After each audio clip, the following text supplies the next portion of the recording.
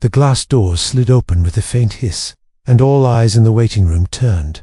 Not because it was someone famous, not because it was someone powerful, but because a child had just walked in alone, barefoot, with tangled hair, and gripping a manila envelope to her chest like it was her only possession. The receptionist blinked, confused. "Sweetheart, are you lost?" The little girl shook her head. "I'm here for the interview," she said softly. Laughter rippled through the air like wind in dry grass. Some thought it was a joke.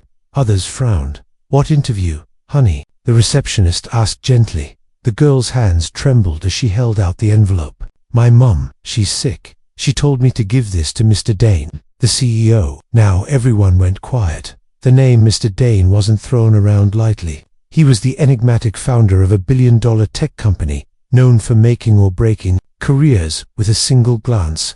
And this morning, he was conducting final round interviews for a senior executive assistant, a job with a six-figure salary and ruthless expectations. And here was a child, in a worn-out pink hoodie, clutching a resume. The receptionist didn't know what to do. "What's your name, sweetheart?"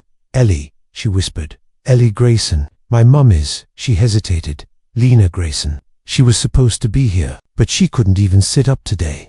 There was no script for this. No protocol. No rulebook that said what to do when a little girl tried to sit in for her sick mother. Before the receptionist could respond, a deep voice sliced through the silence. "Let her in." Everyone turned. There he was, Mr. Aidan Dane, tall, sharp-jawed, dressed in black like a shadow that had learned to walk. His icy grey eyes studied Ellie like she was a riddle he hadn't decided how to solve yet. He looked at the receptionist. "She's the only one here who had the courage to step up," he said. "Let's see what she has to say." He held the door open to the boardroom and gestured. "Miss Grayson."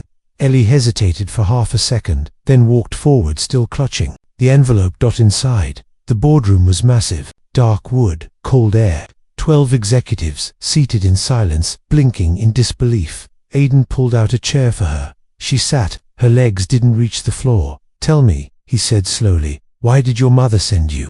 Ellie looked around. Her eyes welled up, but she didn't blink. She didn't want to miss this. She practiced for weeks. "We even watched videos on how to shake hands properly and speak like we weren't scared." A soft chuckle escaped one of the executives. Aidan silenced him with a glare. "She said this job would save us," Ellie continued. "We've been living in someone's garage since Dad left. She sold her wedding ring for the bus fare." A silence fell across the room like falling ash. "She tried to stand up this morning, but she fainted. I didn't want her to lose this, so I came instead." Aidan tapped his fingers on the table, expression unreadable. "And what are you here to do, Ellie? You're just a child." "I came to deliver her resume," she said, sliding the envelope forward, "and to say, please, don't forget her. She's really good. She's the best person I know." He opened the envelope. Inside, a carefully typed resume and a drawing, a child's crayon drawing. It was of a woman in a superhero cape, holding hands with a little girl. Below it, in uneven handwriting, "My mum is my hero." No one spoke, no one laughed. Even the executive who had chuckled earlier looked away. Then Aidan stood. "Thank you, Ellie. That will be all." Her face fell. "So, you won't interview her?" He stared at her, long and hard, then asked one question. "Do you know how to use a printer?" She blinked a little. "Can you keep a schedule? Take notes?" "Sort of. I help my mum a lot. She says I'm her assistant." He nodded, then turned to the room. "Cancel the rest of today's interviews." Gasps echoed. One executive stood up. "Mr. Dane, with all due respect, this is what real loyalty looks like." Aidan interrupted, voice like thunder. "All the applicants we've seen had credentials. She came with courage and heart. That's what I want on my team."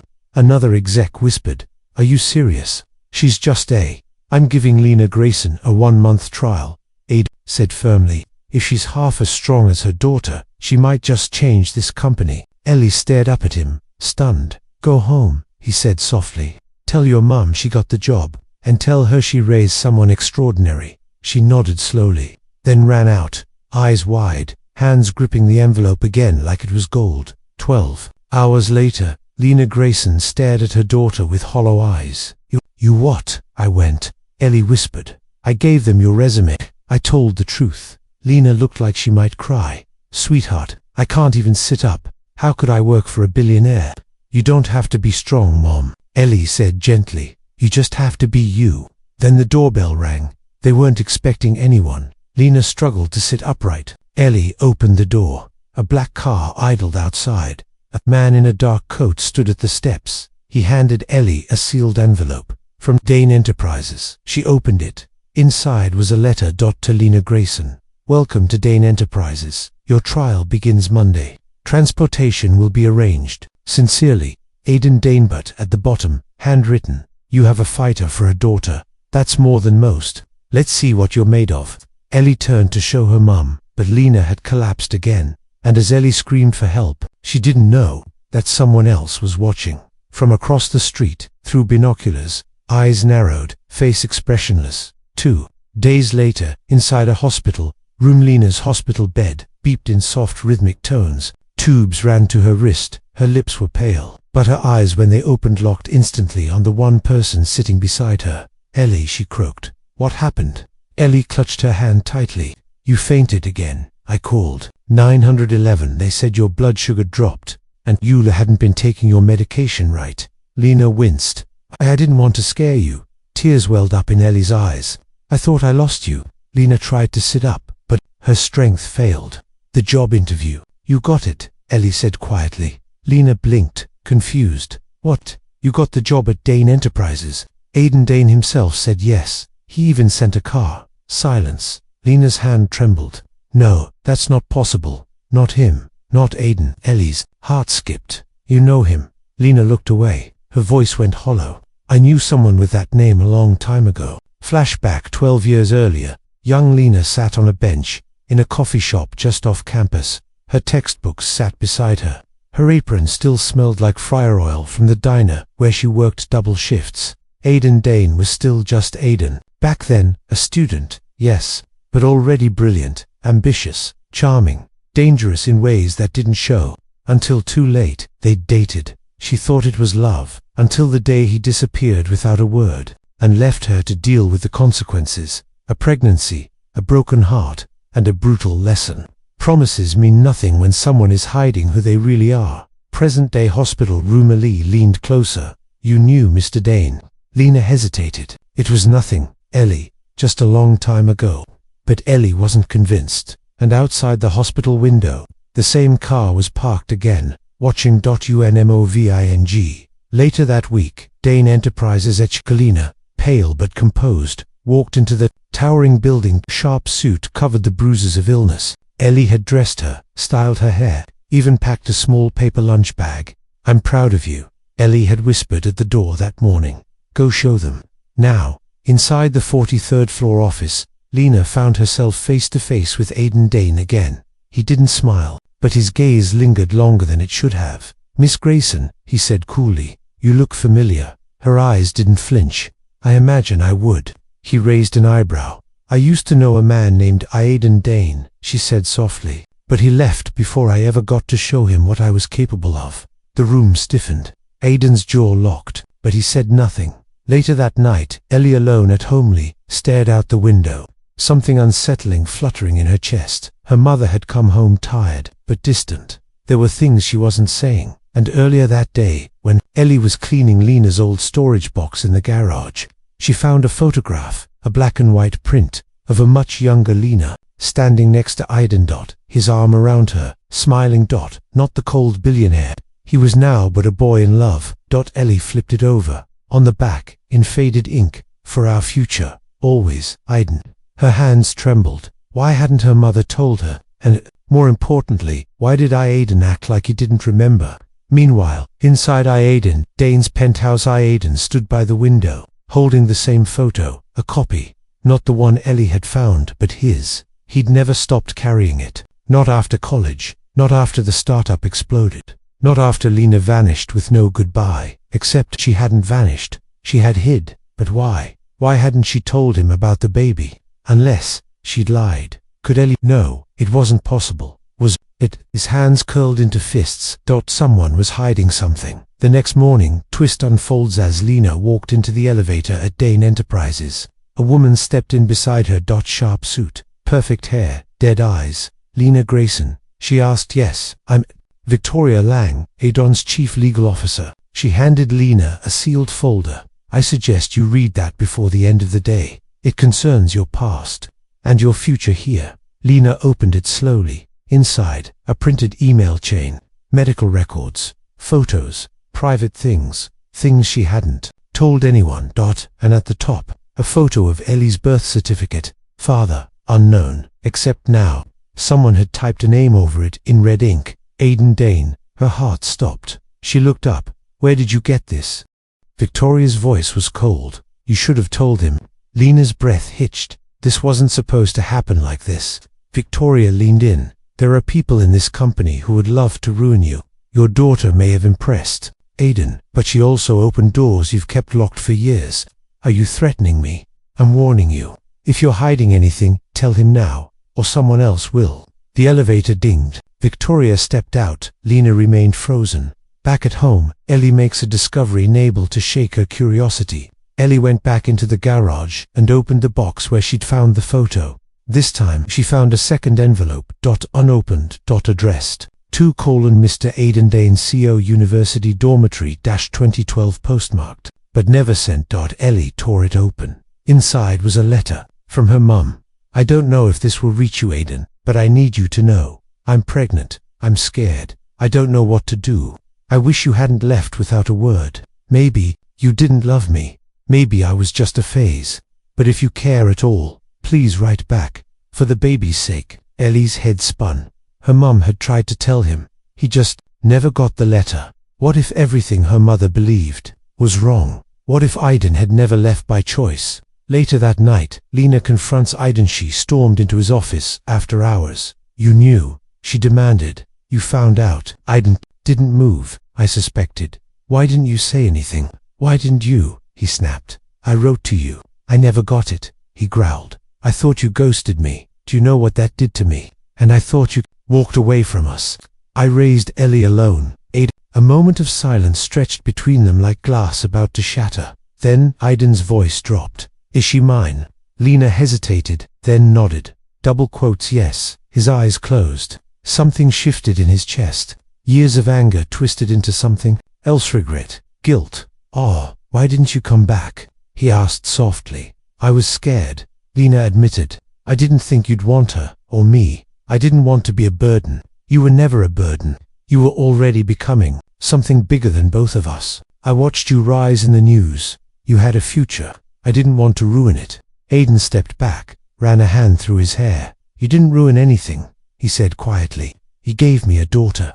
But then, he looked at her with a shadow of doubt. Unless this is all a game. Lena's eyes narrowed. What do you mean? There are people in this building who want to destroy me. Using her would be a smart move. You'd think I'd use Ellie like that. He didn't answer, and that silence cut deeper than any words. Back outside, the true danger reveals himself across the street. From a sleek black car, someone watched the security feed on a tablet. Victoria Lang sat in the passenger seat, next to a man in a dark suit. His name, Samuel Ward, Aidan's estranged half-brother. The true threat, I told you, Samuel said calmly. The girls, the key. Victoria folded her arms. You think he'll hand over control of the company just because she's his daughter? No, Samuel said. But if she's exposed, if the media finds out, his empire will burn. And Lena, she's just a pawn. He tapped the screen, pausing on an image of Ellie, a very valuable one.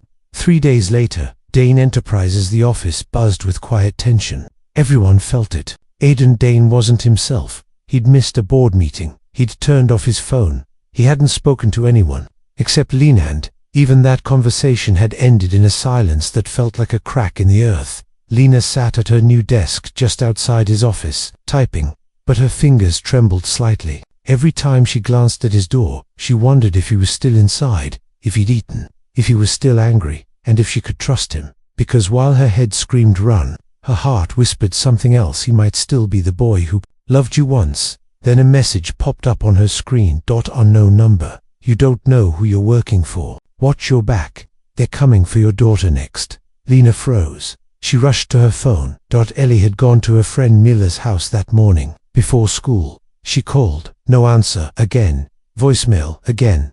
Voicemail. She grabbed her coat and bolted to the elevator. Mila's house, 20 minutes later, Lena pounded on the door. Mila's mother opened it. Concerned Lena, "What's wrong? Where's Ellie? Is she still here?" The woman frowned. "No, she never came. I assumed you kept her home today." Lena's heart dropped like a stone.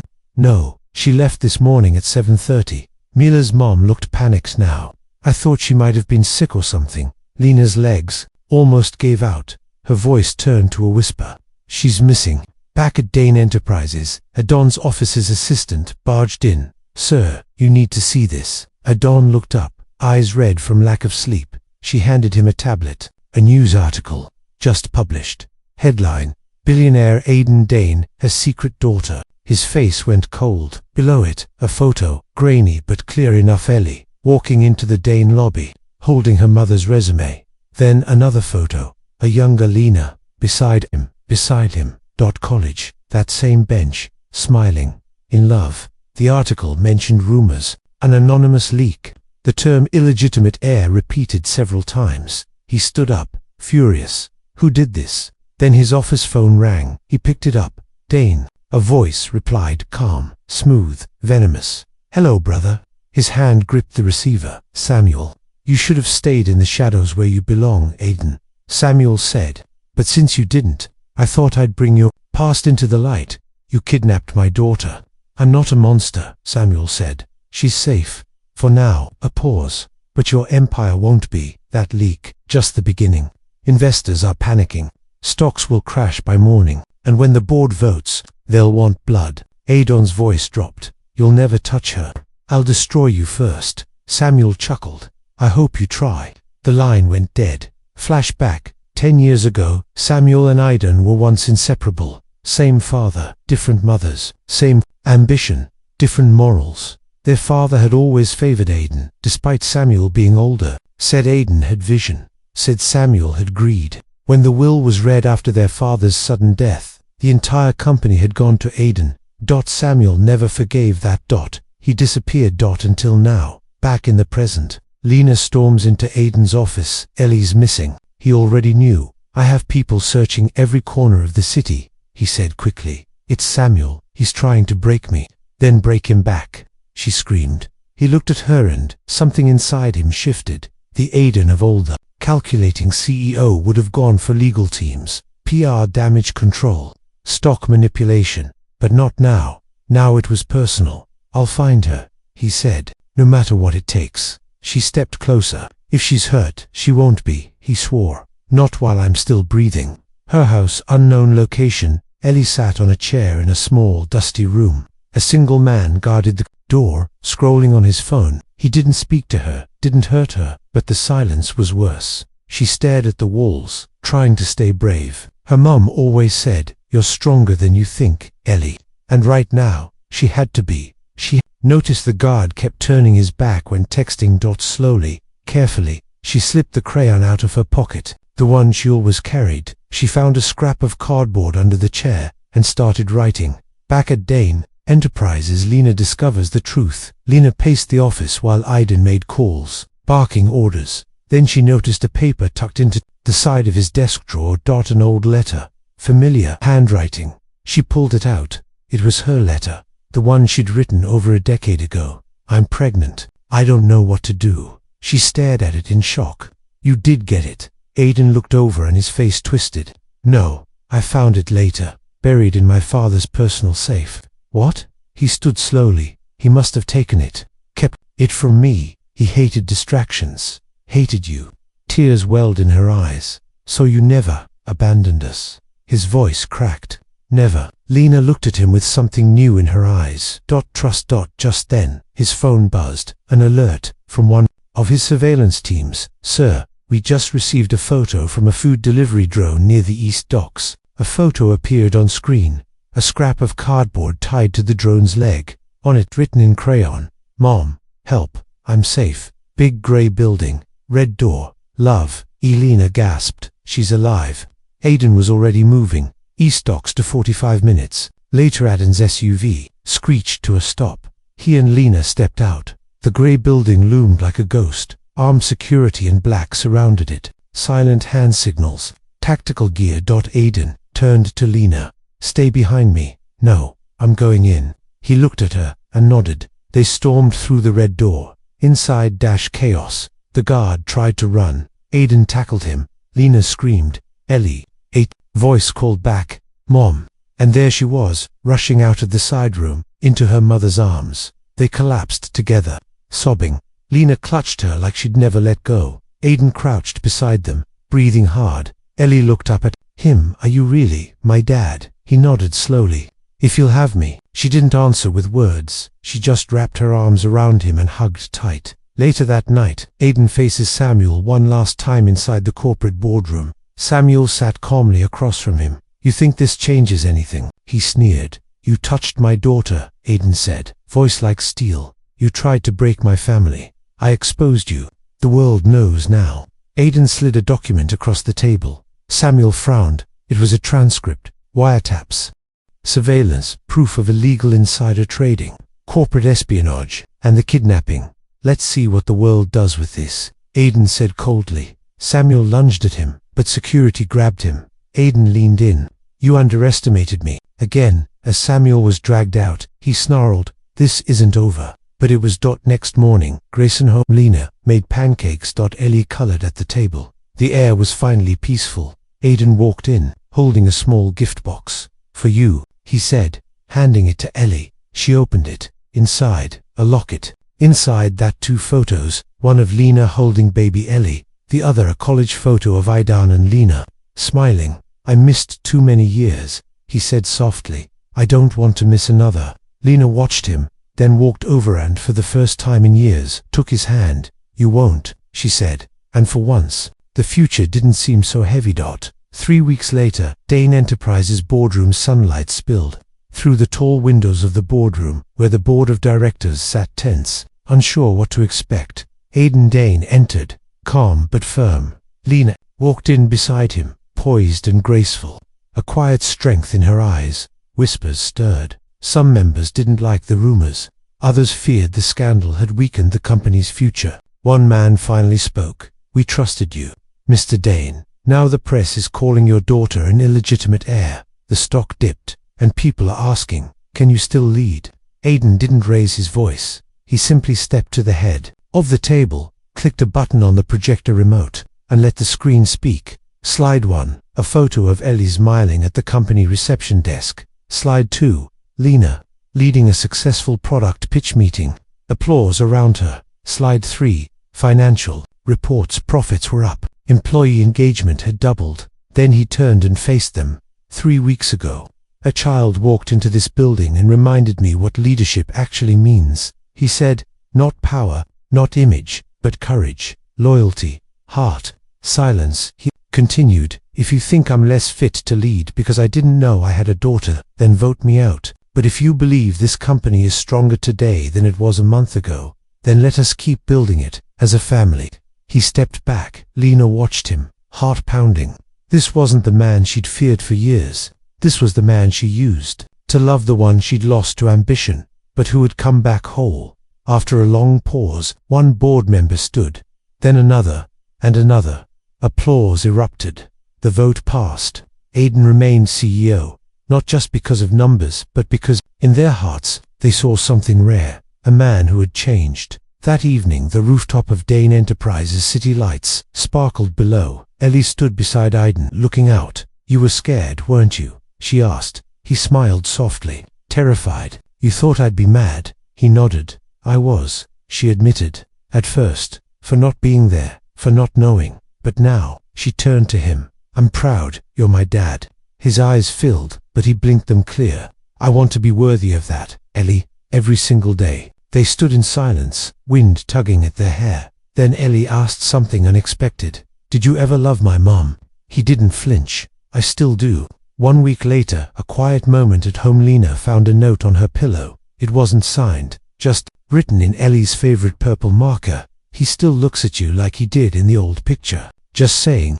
Lena smiled. Downstairs, Aiden was helping Ellie with homework, trying to remember fractions and getting teased every time he messed up. The laughter filled the house, real warm, imperfect. Home. Lena leaned against the wall and watched them. And for the first time in years, she didn't feel like she was surviving. She felt like she was living. Final flashback.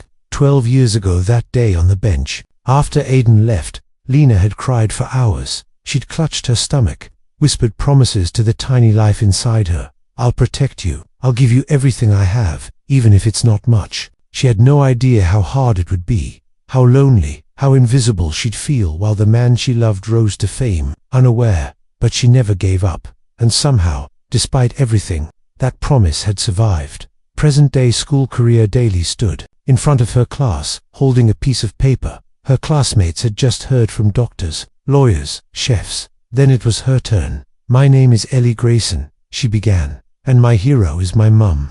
She was sick, but still strong. She raised me all by herself, even when things were really hard. And when I went to help her at a job interview, something amazing happened. Some students leaned forward. Even the teacher looked curious. I found out my mum was more powerful than she knew. And I found my dad. He didn't know I existed. But now, he's part of our story too. So I guess I have two heroes. She smiled, holding up a drawing. It showed 3 figures holding hands. Aiden, Lena, Ellie. Together. Final scene. Aiden and Lena at the park. They sat on a bench, the same bench from college, weathered by time, but still standing. Ellie played nearby, laughter echoing as she chased bubbles through the golden light. I never imagined this, Lena said quietly. Me neither, Aiden admitted. But I'm glad we're here. They sat in silence for a moment. Then Aiden reached into his coat pocket and pulled out something small, a simple ring. He held it between his fingers, not pushing, not asking, just offering. I don't want to miss another decade wondering what could have been. Lena stared at it, till her heart thundered. Then she looked at him and whispered, let's take it one step at a time. He smiled and slipped the ring onto her finger anyway, not as a proposal, but as a promise. Final words. Narration. Some stories don't begin with romance. Some begin in silence, in fear, in sacrifice. But the strongest ones, they begin again with courage, forgiveness, and the kind of love that survives the storm. Lena and Ellie had walked into a building one morning to beg for a chance. They walked out with a future no one expected. Not perfect, but finally, there's that end soul-hitting lesson. Even when life breaks you, love can rebuild everything piece by piece.